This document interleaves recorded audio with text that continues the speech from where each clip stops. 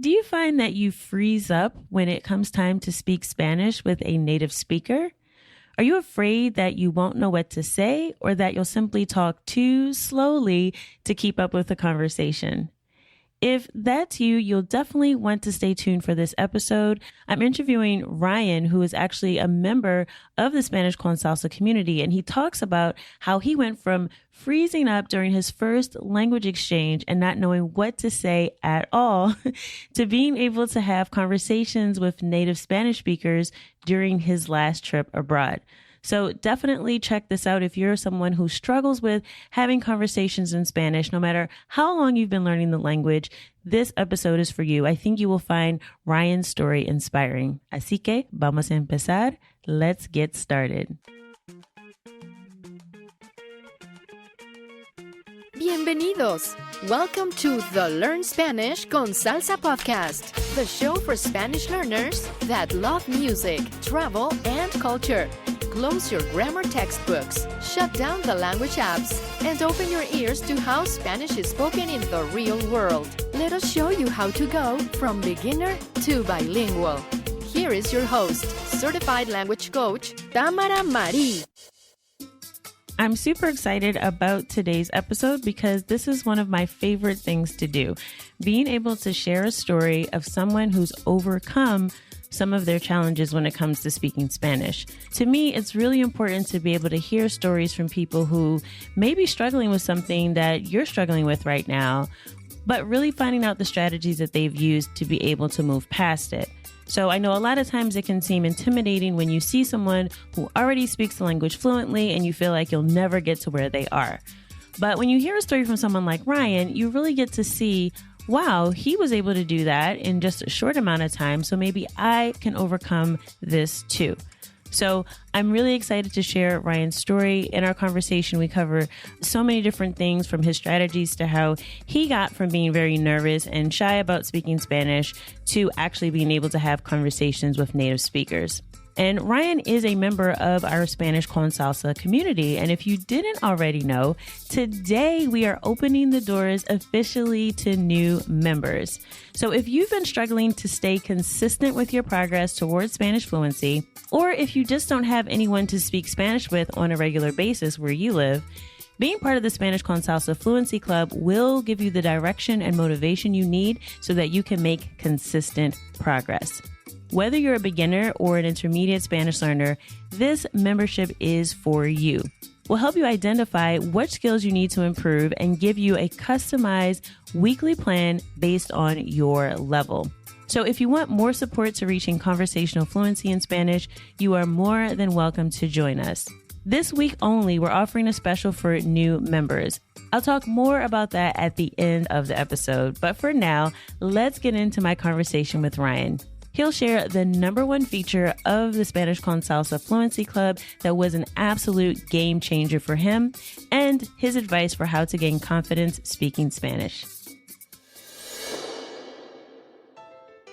Hola, Ryan. Bienvenido a Spanish Club Salsa. Hola, Tamara. Thank you so much for taking time to join me today. And I wanted to introduce you to our audience because a lot of times I get questions from listeners of the podcast that want to know, how do I find time to learn Spanish, or where do I get started, right? If they're a beginner, they might be listening to the podcast in Spanish and feel like that's too hard. Well, so they're looking for how do I get started? So first, before we get into that though, I just wanted to ask you, what made you get started learning Spanish in the first place? What made you interested in learning the language? Yeah, so what inspired me to learn Spanish is when I was traveling around Europe a couple years ago. I was in Spain with a group of other travelers, other backpackers, and a majority of them knew how to speak Spanish. And seeing their experience, knowing Spanish, being able to ask for directions in Spanish and order food in Spanish, I thought it was really cool. And from that moment, I told myself, I am going to learn Spanish. So how long ago was that? When did you first get your inspiration to want to start learning Spanish? Yeah, so that was about 2 years ago in 2018, and I started learning Spanish a couple months after. So in January 2019, it was my New Year's resolution to begin learning Spanish that year. Oh, very cool. So you had a New Year's resolution that you actually followed through with, right? Yes. It's just very rare. Yeah, that's really rare, right? So you came back, you started, that was your New Year's resolution. So what was the first thing you did to get started with Spanish? Yeah, so this was my first time pretty much learning a language. I grew up in a bilingual household. We spoke English and Laos at home, but this was my first time learning another language as not my native language. So I did what most people probably do is I started with Duolingo.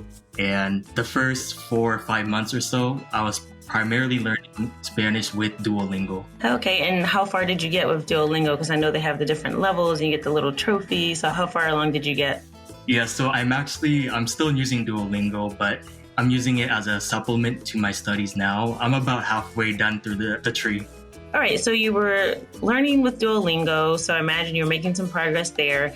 So what did you feel like you had to do next to really become conversational? Because I think, like you said, most people, you Google like how to learn Spanish and then, Duolingo is free. So a lot of people start there. So what was your next step when you realized like after a few months that, all right, I need to go beyond Duolingo if I want to be fluent in Spanish?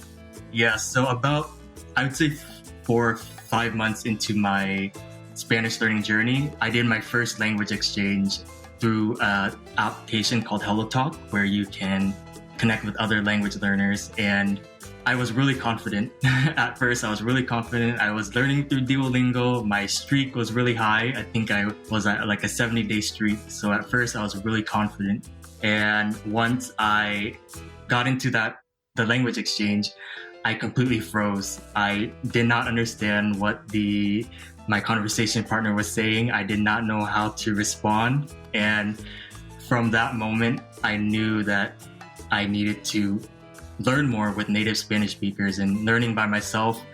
It's great, but really I needed to practice speaking a lot more. So from that moment on, I knew that I needed to be more confident in speaking with native speakers.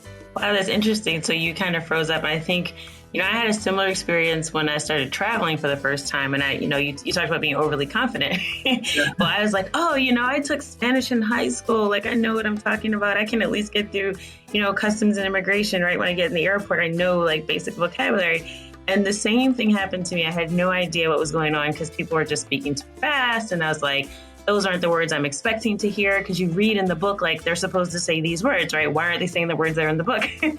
So I definitely had that experience too. So then what shifted for you? So I want to ask, because you joined our community in Spanish Club Salsa. So how did you find us and what made you want to join in the first place? Yeah, so as I mentioned, I primarily started learning with Duolingo, and about 5 months into my studies, I knew a bunch of random phrases or words, but I really could not hold a basic conversation, and it was very frustrating. And at that point, I knew that I needed to change my learning approach. I knew that I needed more structure in my learning and that I needed to surround myself more with native speakers. And I became aware of Spanish Club Salsa through the podcast, actually. And I thought it was really awesome how the program teaches Spanish that you can apply in your day-to-day conversations through music. And me, I love music. If you ask my family or friends, they will tell you that I always have my AirPods on because I'm always listening to music. So it was a natural decision for me to join the Spanish Club Salsa community. Wow, that's great. Yeah, and I think a lot of people connect with music because it's something that's just universal, right? It's not something you have to like force yourself to want to do. Like, at least for me, the reason why I started, teaching through music is because that's how I learned. And it would be, there'd be days where I'd be like, oh, I want to learn this grammar thing. And then I'd be like, oh, I don't want to go pick up a textbook and do like a whole bunch of grammar drills. But I'd be listening to music, right? So yeah, I'm glad that you found us through the podcast. Also, I didn't know that before. So now you get to be on the podcast. So wow. So you come from just being a listener to being a guest. So that's pretty awesome. So you also participated in one of our member challenges. And so just to let everyone know, so Ryan has been like a star member of our community. He has made a lot of progress. We have a lot of internal members challenges where we challenge the members to kind of step up and study consistently and do things to get out of their comfort zone. And Ryan actually did a presentation in Spanish about where he's from. He actually did win a trip to Puerto Rico, but unfortunately, COVID had other plans, so he has not been able to go. So hopefully one day he will get to travel to Puerto Rico. But that's a trip that we usually give out. So Ryan did win our members challenge. So I wanted to share a little bit about that experience. What do you think the biggest improvement is that you noticed in your Spanish since you've been a member, and how did it feel participating in the members challenge? Yes, so my biggest improvement is definitely being more confident and not being afraid to make mistakes. In the program, there's plenty of opportunities to improve and practice your conversational skills with other learners, as well as native Spanish speakers in a friendly and non-judgmental environment. So being a member has definitely boosted my confidence. And as far as the challenge, that definitely boosted my confidence, and especially practicing and learning with other learners as well, because they're in the same boat. They're starting off in their language learning journey, and they make mistakes as well. So seeing other people working hard and making mistakes as well is what made me a lot more confident, knowing that I'm not the only one, you know? Yeah, I'm glad you mentioned making mistakes, because what I've noticed with a lot of folks, not just in our community, but also just, Spanish learners in general, is that you've got some people who are perfectionistic, right, about learning, and they want to get all the grammar right. They want to know all the exceptions to every rule before they have their first conversation. And I think that I call it fearlessness, right? That ability to just go out there and use what you know. But like you mentioned, doing it in an environment that's not so intimidating. Because I know for me, like even early on, I have friends that speak Spanish, but we started out speaking English to each other. And it's really difficult after you sort of establish that rapport with someone to switch then to a different language as the primary language you use with them. So in the beginning, I was like, I know they speak Spanish, but I'm not going to, speak my bad Spanish, quote unquote, to them, right? So I think it is really important to have that, supportive environment so that you can just feel comfortable, right? And relax and listen to the music and have a conversation without feeling like it's someone's judging you or they're testing you on your grammar proficiency, right? Like you're just trying to communicate and connect with people. So I'm really glad that you were able to have that experience, because I think it's something that a lot of Spanish learners lack, especially like you mentioned, starting out with Duolingo. You can get a little cocky thinking, oh yeah, I kind of know some Spanish, but you haven't used it yet.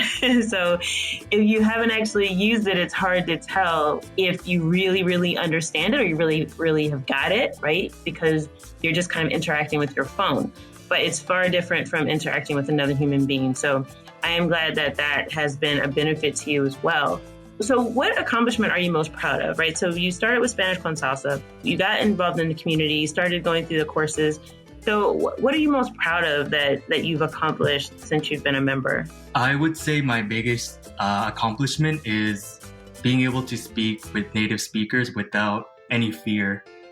Because in the beginning, when I first started doing language exchanges, I would be so nervous and I would always have to prepare what I was going to say ahead of time. But now I think I've finally reached the point where I'm more calm, I'm more confident, I'm more relaxed, even though my Spanish is not perfect. But any chance I get, I will speak Spanish. And even if I don't know the word or phrase, I will at least try.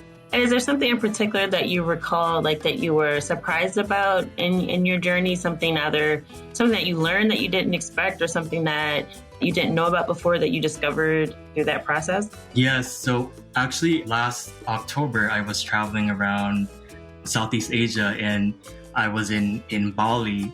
And I met a couple of Colombians and I practiced speaking Spanish with them. And that was a defining moment, because I was completely out of my comfort zone and speaking Spanish with a native Spanish speaker in a completely different country. That really was a defining moment for me. Wow. And so what did you guys, well, first, how did you meet them? Was it just some folks you met while you were traveling? Yep. So through meetup groups. Oh, okay, cool. And what do you remember about the conversation? Like, how did it come about that they start speaking Spanish and say they were from Colombia and you said, oh, I speak Spanish, or how did it sort of come about? Yeah, so we were introducing each other and they mentioned that they're Colombian and I said, oh, estoy aprendiendo español ahora. And they were like, oh, wow. And so, yeah, from then on, we just had a nice little conversation in Spanish. Wow, that's so cool. Yeah, and to think like going from being on Duolingo and then, being afraid to make mistakes to being in another country, right?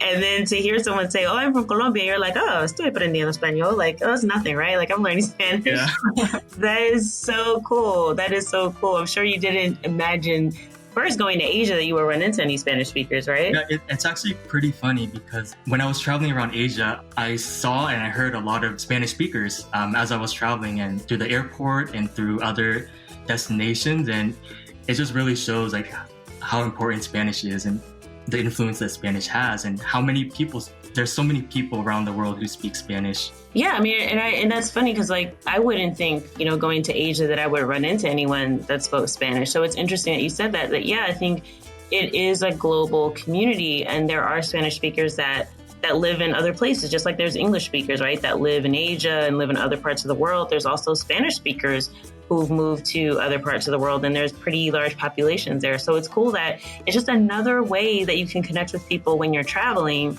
Even if you didn't expect, like if you weren't going to Spain, right, you still might run into some Spanish speakers. So yeah, I'm glad you shared that experience, and hopefully, once we're able to travel again, you'll be able to go to a Spanish-speaking country and kind of have some more experiences meeting people and practicing the language. So last thing I wanted to ask you before I get into asking you some questions in Espanol, what about the Spanish Club Salsa membership have you found the most useful? Because I know we have, like you mentioned, opportunities to connect with other learners, also to talk to native Spanish speakers because we have a team of coaches from different countries.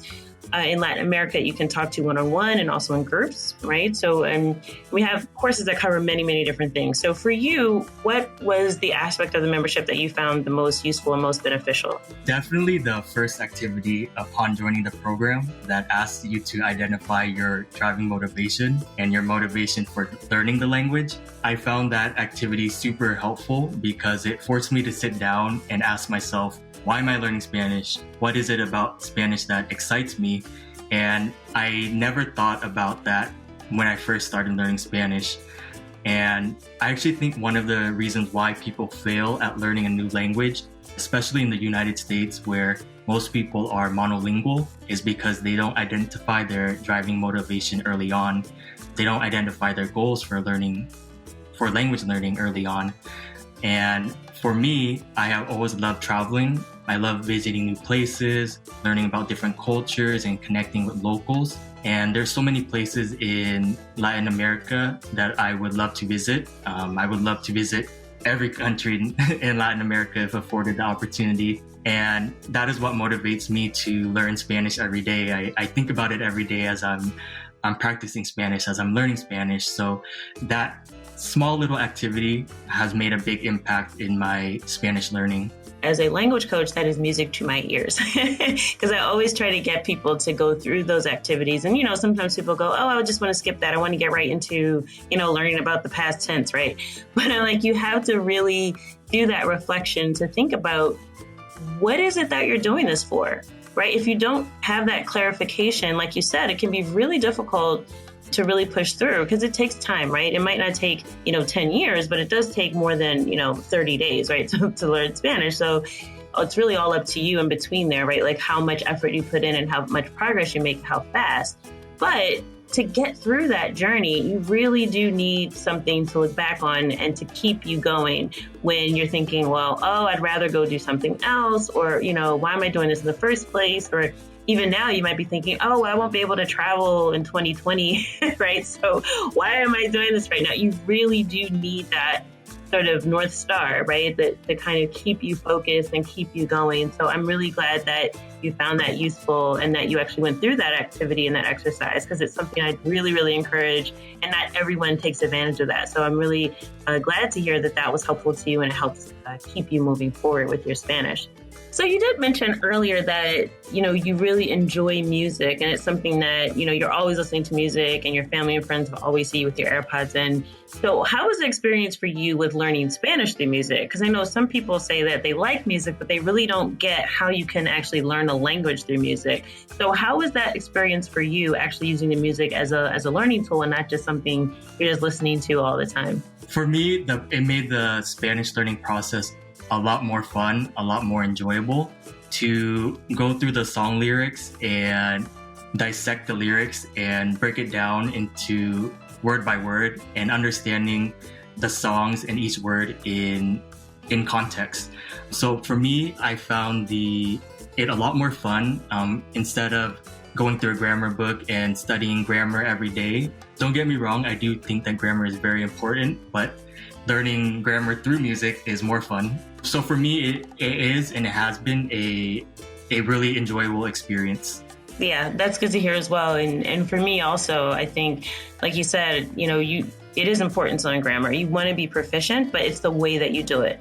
And I think one of our guests we had on a previous episode of the podcast, Desta Haile, she does languages through music, and she's learned, several different languages using music, different genres of music. And she said that, when we think about learning, we think that there has to be some type of suffering, right, that goes with learning. And it really can be fun. Like it's not a sin to enjoy the process of learning. So yes, I think that's another key point that you made, that, of course, there's 100 different ways to learn Spanish, but you got to find the thing that connects with you and keeps you motivated and that you enjoy, because that's part of the process too. You should always enjoy the process, that's my opinion. Exactly. And another great thing about learning a language through music is a lot of slang and a lot of daily expressions are used in songs that you won't find in a textbook. So learning how people speak in real life is another benefit of learning through music. Yes, definitely. I mean, I know for me, there are words that I learned when I visited the Dominican Republic that I was like, oh, I heard that in a song, or, I know this artist that said that, but I would have never come across had I just been learning with the more formal and traditional courses that I had learned with up until a certain point, because they just don't consider it, quote unquote, proper Spanish. And it's a real pet peeve of mine that people get really caught up in this academic view of Spanish, because to me, language is a living and breathing thing. It's always changing. People are speaking the language, they're adding their own flavor. Every country has their own background, their own history. So the way that they speak Spanish is very specific to their people and their culture. So I really, really have a pet peeve when people say, oh, but you have to learn, quote unquote, proper Spanish, as if there is such a thing. So yes, learning how people really talk, I think, is vitally important to being able to communicate, because otherwise, it's really hard to go from, doing a really formal program to then going to talk to someone in your community, or going to talk to someone when you're traveling and you meet them in Asia and you weren't expecting to meet some Colombians, right? Like, they're not going to speak the way that, a textbook will tell you that everyone speaks. So I think it's really, really important to learn how people really use the language, regardless of what's in a textbook, that you have to just kind of learn how the language really sounds in the real world. Ahora vamos a cambiar al español. So I'm going to ask you a few questions in Spanish. ¿Listo? Estoy listo. Entonces, Ryan, ¿cuál es tu canción favorita en español? Mi canción favorita en español es Entra en mi vida de Sin Bandera. Es una canción preciosa, es muy lenta, así que es muy fácil de entender la letra. Número 2. ¿Cuál es tu palabra favorita de español? Mi palabra favorita en español es pulmón. Los pulmones, no sé por qué, pero me gusta cómo suena. Y número 3. ¿Cuál fue la última cosa que leíste, miraste o escuchaste en español? Sí, esta mañana yo estaba viendo una serie que se llama La Casa de Papel. Es una serie española y sí, es muy, muy conocida, es muy famosa. Sí, es muy famosa, ¿no? ¿Y empezaste esta mañana? No, empecé hace unas semanas. Ok. ¿Y cuántos capítulos has mirado hasta ahora? Creo que 9 o 10 episodios. Ok. Entonces no es tan mal como yo, porque cuando yo miré Narcos, la temporada de Narcos México, temporada 2. Sí. Yo creo que yo duré como 3 días, ¿no? Mirando todos los episodios, entonces eres mejor que yo. Sí. Qué bueno. Y la última pregunta. Si tú no tuvieras que dormir, ¿qué harías con el tiempo adicional? Ok, si yo no tuviera que dormir, me encantaría visitar todos los países de Latinoamérica sin dormir. Qué bueno. Entonces, gracias, Ryan. Thank you for participating in our quick fire round. And before I let you go, I want to just ask you what you would say to anyone out there who may be struggling with learning Spanish, or they're not sure if they're making the progress that they really, really could be making.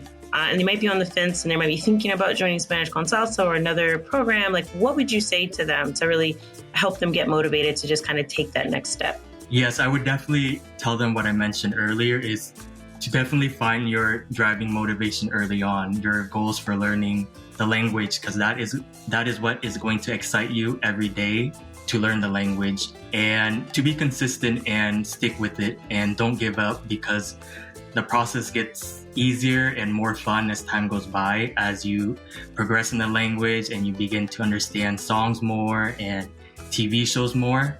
The process gets a lot easier, and it's awesome when you reach a point where you can understand native speakers more without much problems. Gracias, Ryan. Thank you for taking the time to join us on the Learn Spanish con Salsa podcast. Thank you so much for having me, Tamara. Espero que hayas disfrutado de esa conversación. I hope you enjoyed that conversation with Ryan and that you were truly inspired by his story. No matter where you are on your Spanish journey, you'll definitely make progress much faster when you have the support of a coach and a community week after week. Like Ryan shared, being a part of a community with other Spanish learners really helped him to stay motivated to move forward. And it's so much more fun to tackle Spanish grammar when you're learning with music. So if you want more details about joining the Spanish con Salsa Fluency Club, go to SpanishConSalsa.com/join. That's SpanishConSalsa.com/join. You'll find out about all the benefits of membership, including access to our courses where you'll learn Spanish with authentic Latin music, weekly conversation practice with a native Spanish speaker and other Spanish learners, unlimited coaching support from me, your Spanish language coach, and members' challenges with some great prizes. And we also have live classes where you'll get to ask all of your burning questions about the Spanish language instead of endlessly Googling things and getting different results based on where you go and having to try to piece everything together all on your own. We are there to be a support system for you. So if you want me to work with you more closely as your coach, and if you also want the benefit of joining others in our community that are also working just as hard as you towards becoming fluent in Spanish, now is the time to join. When you sign up this week, you'll also be able to attend our live goal setting session taking place on August 25th, where we'll go step by step through a process to personalize your current study plan and to make it more effective. And of course, you'll get access to the recordings of all of our classes if you're unable to attend live. So if you're finally ready to speak Spanish fluently, let us help you go from beginner to bilingual. Go to SpanishConSalsa.com/join to sign up for the Spanish con Salsa Fluency Club. Hasta la próxima.